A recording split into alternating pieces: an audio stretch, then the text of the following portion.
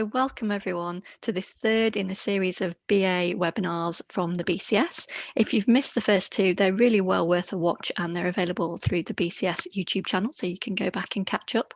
And thank you so much to everyone for making time in your day to join us today. We really appreciate that. I'm Christina Lovelock, and today is my great pleasure to welcome Debbie Paul, Adrian Reed and David Beckham, a panel who have contributed so much to the business analysis profession through books, training, speaking at global events and conferences. And I know this group pride themselves on their ability to ask good questions, but today we're going to be expecting them to come up with some good answers, both the questions that I've written for them, but also your questions as well. So I really encourage people to submit your questions via the Q&A function, and we will get through as many as we possibly can. But we're going to get started straight away. Adrian, I'm going to come to you first on this one. I'd like you to reflect a little bit about business analysis as an activity and business analyst, the role. What's the difference? Yeah, it's a really good question. And I think over the years, I've become much more interested in business analysis as a set of activities, as a discipline, whatever we want to call it. And I think that there are people who have the title business analyst. There are also people who don't have the title business analyst who do business analysis. And I think that one of the things I find about the BA, like the wider BA community, is I think we're very welcoming of people who, it doesn't matter if your title is BA, is functional analyst, really doesn't matter. And there are people who might discover that they are a BA. I sort of always explain that my route into business analysis was discovering I was doing it. I just, it sort of, I might have had a completely different job title at the time. But I think that's a significant point, because people can be in that situation where they're sort of like, well, what do I need to do? How can I become a BA? How can I become a BA? And I suppose the answer is do business analysis, irrespective of what your job title is. And yet I've seen people and job roles with the top, which is ostensibly business analyst, and it's like, and you need to be able to, you use Java, write queries in SQL, and lots of and lots of things, which to me, I'm not. Those are very, very important skills, but they would be quite niche for a BA. There may well be occasions when it's useful for a BA to have those skills, but I wouldn't see those as core BA. So in summary, for me, the interesting thing, or for me personally, the most interesting thing is the business analysis. The title I'm personally less worried about. What about you, Debbie? What's your thoughts on that? I really, really believe in analytical thinking, really believe in it. And I think that there's not enough of it in the world. And I think one of the problems with the business analyst role job title is where it started was relatively limited. And where it went and the potential for it was so huge that it is a very extensive toolkit, and it covers so many different areas now. And I think sometimes it can be a little bit overwhelming. And what you can find is somebody with a business analyst role title and somebody else with a business analyst role title can be doing very different things. So I sort of think that in a way, as a role title, it's good if we look at it as encompassing a family, if you like, of areas. But I don't think it's quite as clear cut as it needs to be. And therefore, we probably need to move slightly away from worrying about that too much. Think a bit more about the services, if you like, that we offer.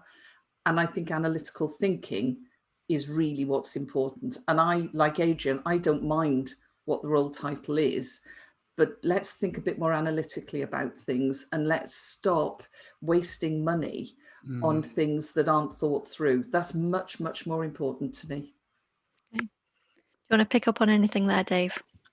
Yeah, briefly. I used to be absolutely rabid about the business analyst title because I think I mistook it for what the job was. But as I've got older and possibly wiser, I've come to realise in similar ways that you guys have been saying that it's a title that in a way exists because I don't really know how else you would define what we do. I've tried over the last 5 to 10 years to come up with an alternative title.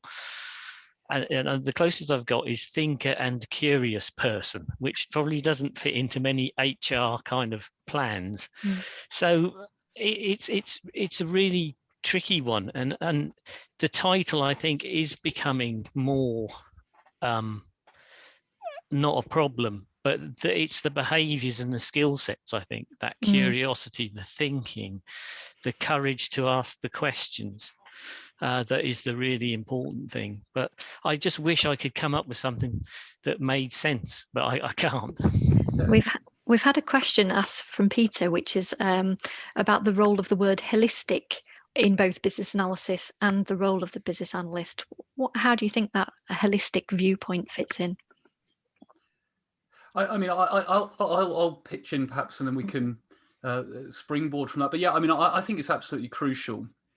And I think that ability to look beyond what is presented, you know, Debbie was talking about more analytical thinking, and I'm 100%, you know, I think the world really, really needs that. I 100% agree. And Dave was talking about the challenging, and that those things are, of course, really hard to do if you're just looking at what's in front of you. If someone says, we need a new CRM system, and you just deliver a new CRM system, and you don't have the difficult, but why? What problem are you trying to solve?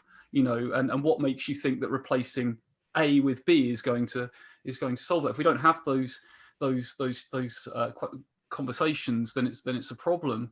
And sort of springboarding from that, and coming back a little bit to the question about the role, I wonder whether we worry too much amongst ourselves about, like, the title business analyst, and I wonder how much of our stakeholders really care. And I was thinking about this because I had to have some plumbing replaced recently, and I don't care whether my plumber's a plumber, a heating and plumbing engineer, or whatever. I just want someone who will come, diagnose the problem, fix it, will understand my needs, and deliver a service. And I think sometimes we get a little bit too tied up internally, whereas actually taking that holistic view is probably the thing that we should be doing. So I agree with Peter on that, I think. So let me build on that a little bit, and you might want to think about this, Debbie. We have a lot of specializations and prefixes in business analysis, people and roles such as digital BA, IT BA, or agile BA. What do you think of that? Is that helping? No, I don't think it is. In fact, I actually think it's doing the opposite to helping, because I've had so many discussions with people where, you know, they're observing this in their organization, or this is their job title. And all it's doing is it's putting it in a box. And I want to pick up on what Adrian was just talking about, because I think it's relevant to this. And I completely agree with what Adrian said.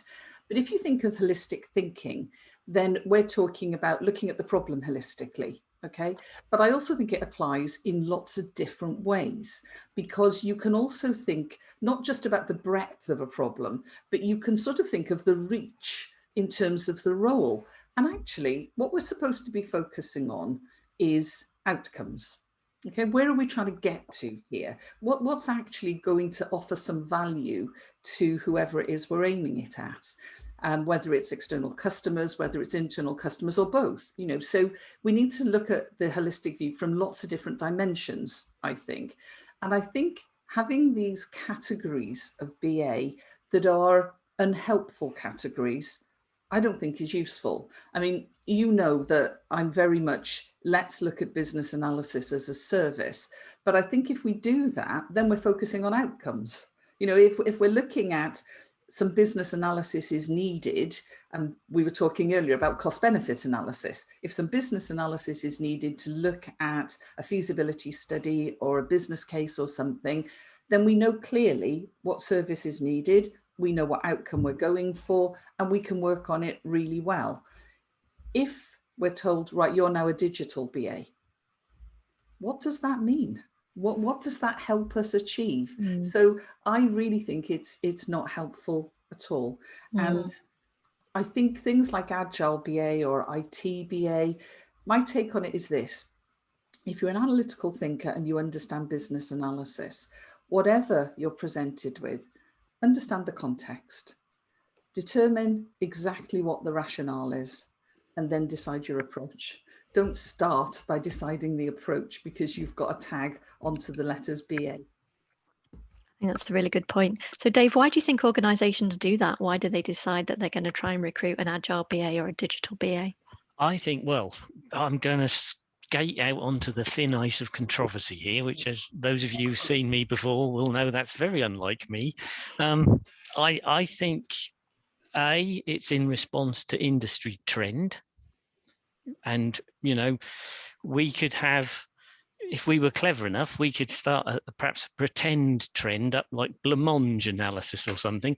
And before long, companies would all have blancmange BAs because companies, I believe companies tend to follow trends. They want to do what the other companies are doing because it makes them look good, I think, in the eyes of the industry. So I think there's something of a trend there. I think it's also because company organizations, particularly in the payroll department, need granularity to be able to do a job title and a pay band that they're going to put that job title in. And it's very difficult to categorize BAs because we do so many different things. We're kind of like Samuel Jackson at the end of Pulp Fiction. You know, we wander the earth and have adventures. We don't just build solutions. We don't just do tests. We do all sorts of stuff. And I think that really is a conflict in the minds of the people who run the payroll and the organizational structure of companies, IT divisions, because they can't fit us in anywhere. So I think they then, human nature tends to subdivide things. You know, when you put people on a distribution curve and you have a 2x2 box, and then people start dividing the 2x2s into another 2x2 because they have to categorize people exactly. And I think that's where we're going. If we're not careful, we'll be categorized out of existence. So I see a lot of people marketing themselves as BA/something else. And a few years ago, it was a lot of BA/PM. And now we're seeing a lot of BA/product owner. And there's a few questions actually coming up around the product owner, the BA and product owner role. So what do you think about the BA/something else people? I mean, I think that there's nothing inherently wrong with it. There's nothing inherently wrong with it. But I mean, to use that famous BA phrase, it sort of depends. So for example, I've known people who are very good business analysts because they have previously been very good testers. And actually someone who's done a lot of, and that doesn't just involve, I don't just mean the traditional, I mean more the full QA remit. So understanding static reviews and, and so on. So those people might well market themselves as BA/tester because they have both disciplines, and the disciplines are actually complementary. What I get more concerned about is when it's two roles that don't naturally intersect, and you've then got the tension of, well, okay, are you, does that person really have the skill set in both? Or are they using one to leverage into the other, which is, it's sort of like if I was going to a doctor, I wouldn't necessarily want them to say I'm a doctor/performing artist. I mean, that performing artist bit, it wouldn't be relevant for that part of that conversation. So I think where it's relevant and there's an intersection, it's okay. It's the Frankenstein's monster type of thing which worries me. And I was made into one of those once in my career because the company I worked for, in all its wisdom, decided to combine the BA and the solution design role. And we were to become business solution designers, which meant basically we were going to argue with ourselves about what the requirements were and how we were going to solve them. But the logic was that you'd only need one person for two roles. But there was absolutely no logic to it. And I pointed out if they put a T in there for testing, we'd then be a BASTD. But I won't pronounce that out loud. But that didn't go down very well with management. But I think this hybridization, I think it's fine to label, if you've got the skill sets, it's okay to advertise. There's absolutely no problem with that, like Adrian was saying. But I do think there are skill sets that are not, they are not congruent. It's like the BA product owner one, I personally do have an issue with, because I think a product owner is a subject matter expert in a particular area of the business. My definition of a BA is a subject matter expert in getting to the right outcome. You don't have to necessarily have a huge amount of domain knowledge. And I do think that's, again, it's a kind of follow on from some agile stuff, maybe. I don't know, but I do have doubts about the product owner BA thing. We've had sorry, Debbie, did you want to say something about, I know you've seen examples of that recently. I just wanted to come in and say one of my biggest problems is exactly what Dave just said, which is that there are different skills associated with different things. And by doing this, we're not showing professional respect to other skills and other areas where people really are very highly skilled and knowledgeable. And I have a real issue with that, because I think the BA gets diminished in the process, and I think the other roles are diminished as well. And you know, one of the things I really believe in is that in the change industry, as I now call it, because it's so much bigger than just technology, we really should have professional respect for each other. And we should respect when a discipline actually has a lot of skills, knowledge and expertise, and that there are excellent practitioners of that. That to me is being lost in some ways, particularly with regard to business analysis, sadly. And I think there's a question from Paul which relates to that a little bit, which says, do you not think that we need different types of BAs depending on the situation? So actually different types of analysts, so system analysts, to actually hone to a particular skill set and capabilities. Do organizations need that? Oh, can I answer that one? Please. Do you know, I was reading a book this morning while I was looking something up. I don't think I'm going to tell you which book it was, but it actually did that thing of talking about business and systems analysts as if they're the same thing. I can't be the only person that has seen this over and over again, and finished off by saying how poor the analysts are in the way they do their job. And, you know, I've seen this just so many times that it's just very frustrating, to be honest with you, because actually, if we are, and I love Dave's thing, actually, I think we're going to call us outcome analysts from now on, okay?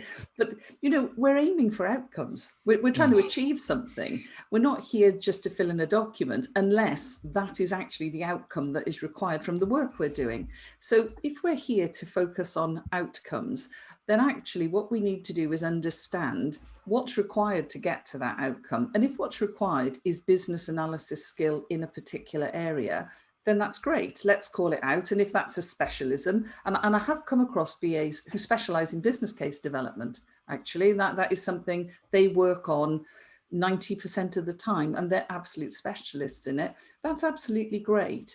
But if we're just sort of rolling things together because we're not sure, and, you know, we're not really then recognizing that actually there are these individual services where we offer something very, very effective, then I don't think it's sensible. And I think the BA landscape is very broad, and we do need to look at where specializations exist, but we need to do it in a very advised way, if you like, rather than the way that seems a bit broad brush. Someone's given us a great example in the Q&A that they've seen a BA role advertised that you must also be a qualified accountant. So that's very specialised, and I'm sure that there are a few BAs who fit both of those. I know of at least a couple, but it is interesting, isn't it? I think just to springboard from what Debbie was saying there, I think where we're talking about such a broad thing, like, I think the danger is that we shouldn't ever fall into the trap of thinking, or allowing others to fall into the trap of thinking, that just because a BA has got lots of experience in one area, that means they are precluded from doing something else. And that, I think, is the trap. And you do see that in recruiting, where there are job adverts that are like, you know, where you have to have done this exact same project 100 times, or we're not going to hire you, type of thing. So I think that there's that natural element of it's a broad thing. Probably no single BA is an expert in every part of it, but part of the skill set is knowing it's all there and being able to get up to speed with the bits that you need quickly. And a phrase that I've heard Dave say, I'm sure before, is never have a favorite weapon, because that's how they'll kill you.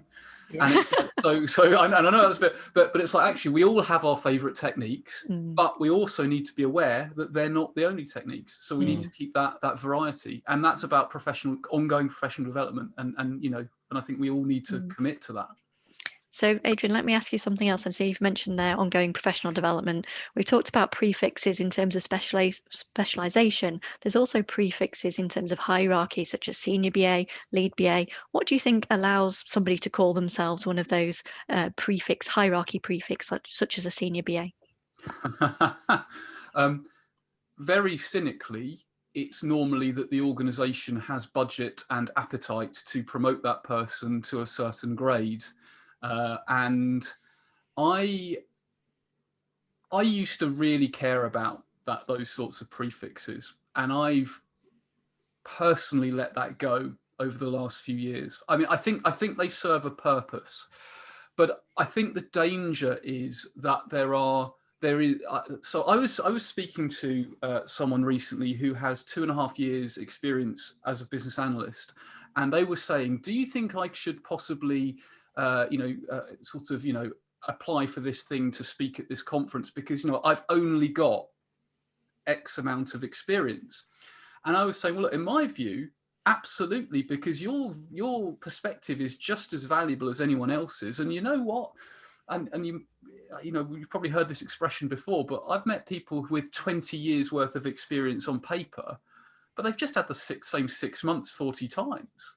And I would much rather work with someone who's actually got a varied amount of experience. So I do think it's important, but I think it comes with ambition. And I think in my view, the further you get up that hierarchy, the more it should be those self-selecting few who actually engage with the external community outside of the four walls of the organization, who are actually asking challenging questions, who are networking internally, not just within their projects, but like going and speaking to execs, almost acting like it's an internal consulting practice, looking to get earlier engagement in the next gig. So I do think they're important, but cynically, I think they're often seen as a sort of a retention tool. But I'm going to get off my soapbox now. Dave, what do you think we should be expecting from senior BAs if they're going to have this title? Well, I used to have that title, and I was very, very proud of it for many years. And then I left the company I worked for and made myself a principal consultant. Woohoo! That's the way to do it. To be honest, I think it's the way I looked at it when I was in a big organization was it was almost the stakeholder level you were working at, that we had to have a way of kind of measuring that BA senior principal thing.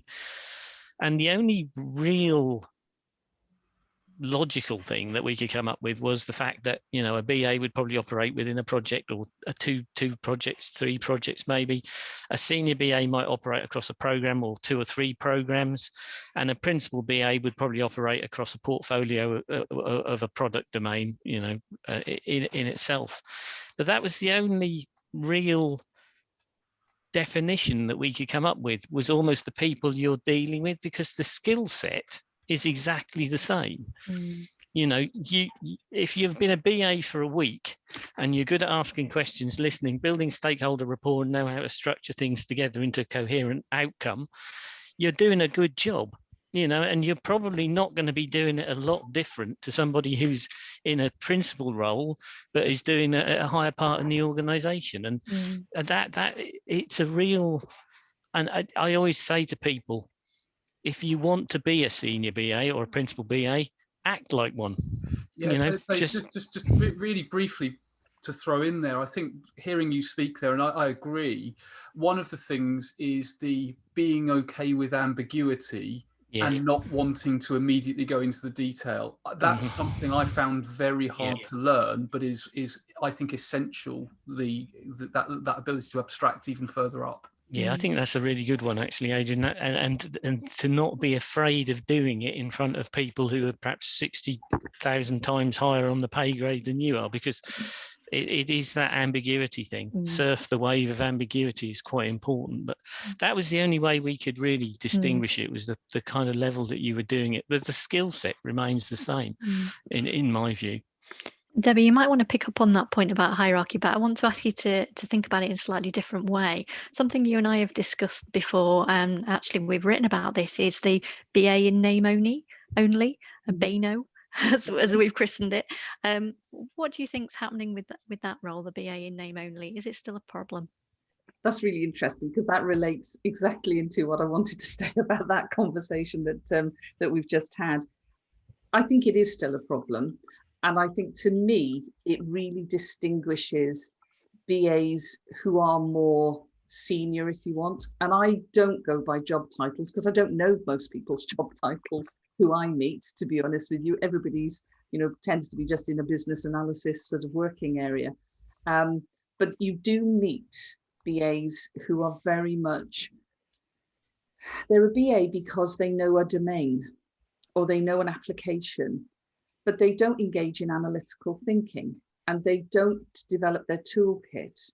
And I find that frustrating, because I think it reflects on business analysis as a discipline and us as a community. And I don't think that's helpful. So, I mean, the comment I was talking about in the book I was reading, that was a bit sort of dismissive of business analysis. It was on the basis, basically, I've never met a good one, was sort of the comment. And it comes back to that thing that if somebody is not really showing what BA expertise looks like, then actually it diminishes all of us, because we all then have to fight the battle to overcome it. But to my way of thinking, yes, BA in name only does exist, and I think it's really sad. And I think we all have to take on board the fact that sometimes, new techniques come along, new ideas, new approaches, and you think, oh my gosh, not more to learn, or if you're me, you think, excellent, let's have a look at that and see what we can do. But actually, the people I find who are not BA in name only are the people who are prepared to say, how might we do this? There's all these different tools in the toolkit. I don't know all of them, but what could be useful given this situation? And I think until we get more and more BAs prepared to do that and actually show, if you like, leadership from an analysis point of view, I don't mean management, I mean leadership, okay? Then I think we are going to end up with people who are in that comfort zone where, they know their organization, they've been there a long time, maybe they know the particular application maybe that they're working on, and therefore they have no ambiguity to deal with. It's all very much same old, but it doesn't really take anything forward then. So I think it is an issue, but I think coming back to the previous discussion, where we're looking now at the BA community, is we need seniors, if you like, to be people who show leadership, that then give role models to the people who fall into that category. So we've had a great question from Stevie that says, well, what do you think about the role of junior business analyst? Do we think that's keeping people down or lifting people up?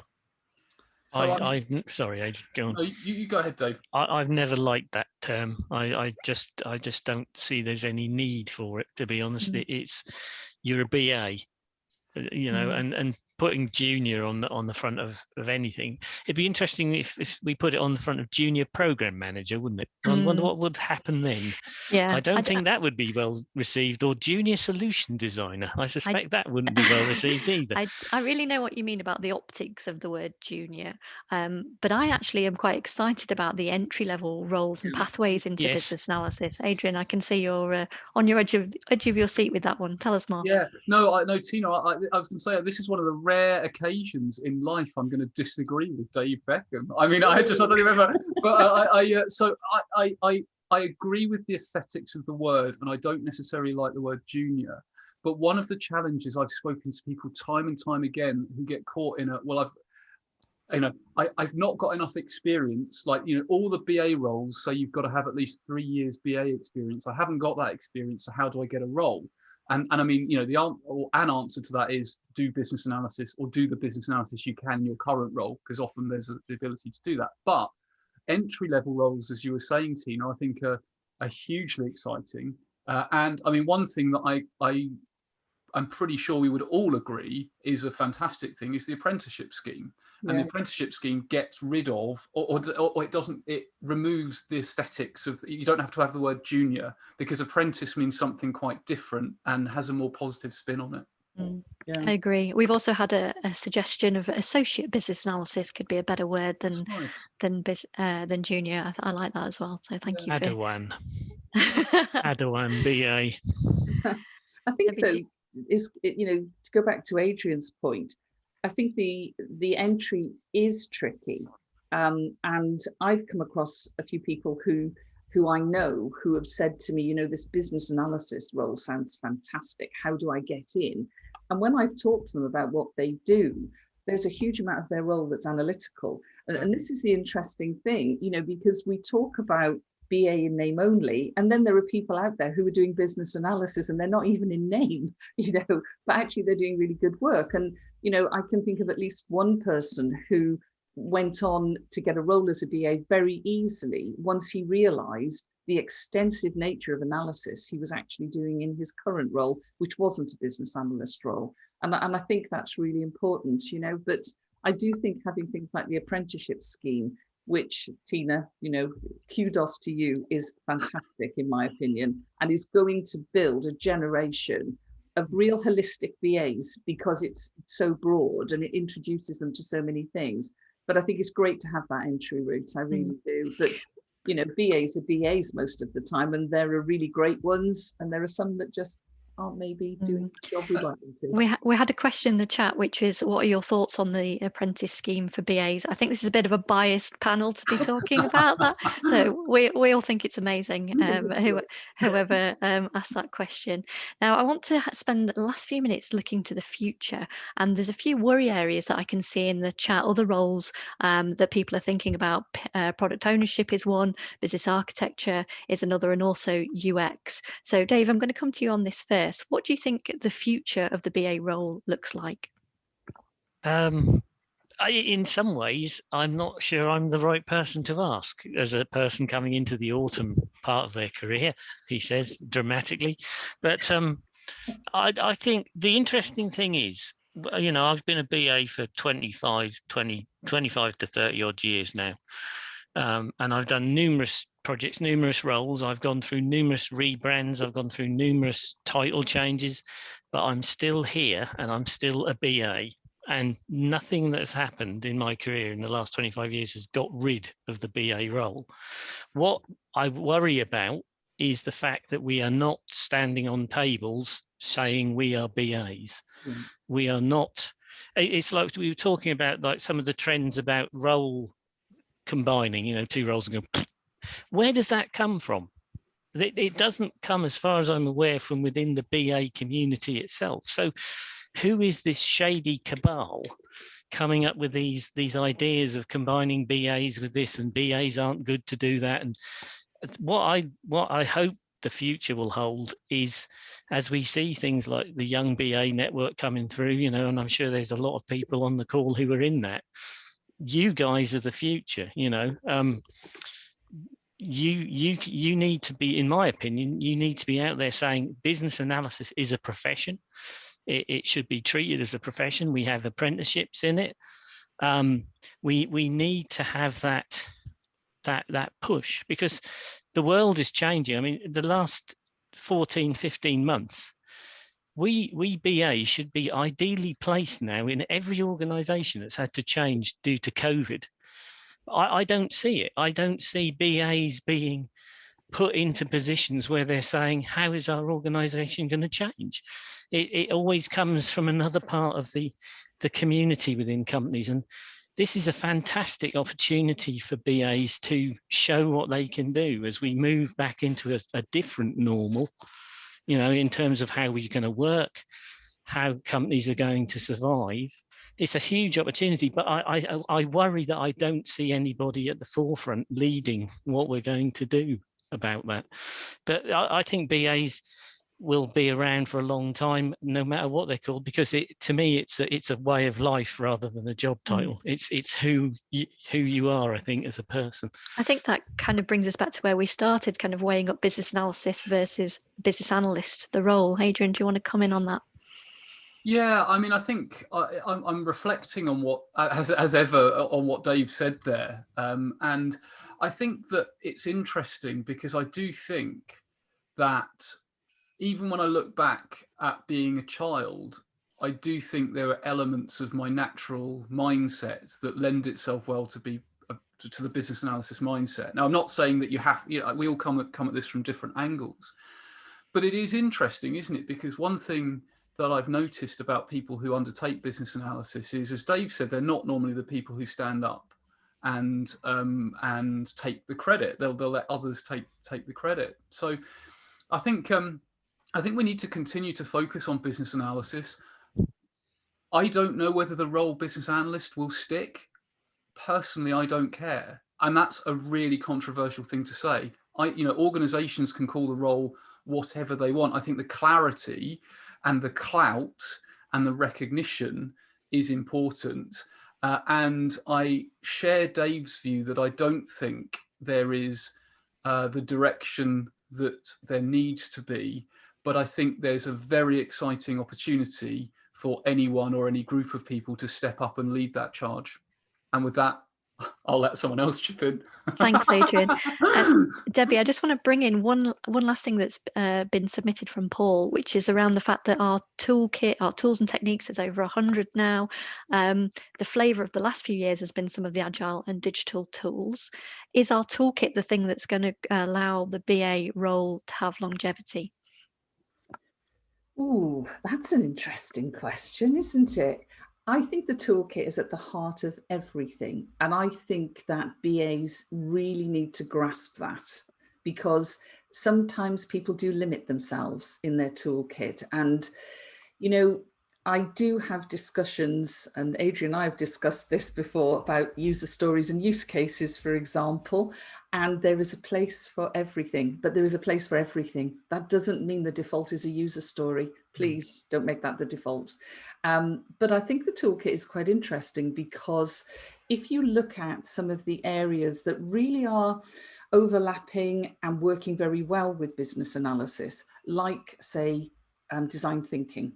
Okay, you've got techniques in that toolkit that you could argue came from various other sources. So if you think of something like customer journey mapping, you might have UX researchers saying, well, actually, it's user journey mapping, and we did it. You've got design thinkers saying, no, it's a design thinking technique. I would say maybe it comes from a service view, a CX viewpoint. It doesn't really matter. It's an analytical technique that helps us understand where there are problems and where we can get to outcomes. And having that toolkit, if we have it at the heart of what we do, we stop being pigeonholed, and also we allow ourselves to be real experts. Because actually, if you really understand the toolkit, you can go into any situation and you can go, what is it that's going to help me here? What is it that's going to allow me to think analytically about this so that I can help this organization or this team or whatever it is get to the outcome they need? If we don't have tools, all we do is just write stuff down, basically. That's just not good enough, because that doesn't help analysis. So yeah, the toolkit is expanding and it's coming in from all sorts of different angles. But that's what keeps us as experts who add something really valuable. And that's where we also come into that vein of leadership, because the more expert we are in the more tools that we are, the better we can adapt to different situations. The more we say everything's got to be about agile or digital or whatever it is, all we do is cut it down and we diminish ourselves. So I said it was going to be the last question, but we've had such a good one from Heidi. I have to ask it because I want to know the answer. She says that the BA role is perhaps coming under pressure to pick up elements of project management, product ownership, UX, UI. Do you see that as a problem? Is that a pressure that we can relieve on BAs, or is that a good thing? I think the answer is a bit of both. Yeah. In a sense, I think it can be a problem if it's coming from an external source and it's just piling pressure on a BA. One of the things I always advocate in stakeholder engagement and dealing with your managers and people who give you work is always have a fact-based discussion. To say, actually, you're asking me to do 3 jobs.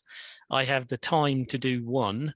Which one do you want me to do? You know, and that you perhaps you might not feel comfortable with having those conversations, but the facts are very important, I think, and sometimes I think you can end up being well, not coerced, but you almost like this is the old fish in the water thing. You know, you turn the temperature up gradually and you don't notice it. But I don't see there's any harm in BAs having that experience across that range of skills. But it has to be agreeable to all parties, I think. Yeah, I'd agree, and I think there are certain disciplines. It comes back to that BA/something, where there are some really interesting intersections. Like, you know, there are BAs that I know that are also really hot on user experience, and actually, there are particular projects where that skill set works really well. But I agree with Dave. It should be about something that fits the need and the person and the situation. It shouldn't just be we're one FTE down on project manager. Well, that person can do it, because that's just sort of lazy resource management, isn't it, if we're honest? Yeah. Can I just say, I slightly disagree with Dave and Adrian, so I'm now on the thin ice of controversy, as we call it. She shoots, she schools. God, they both sat up there. I see, I've never wanted to be a project manager, okay? Because I think their aims and objectives in terms of the work are different.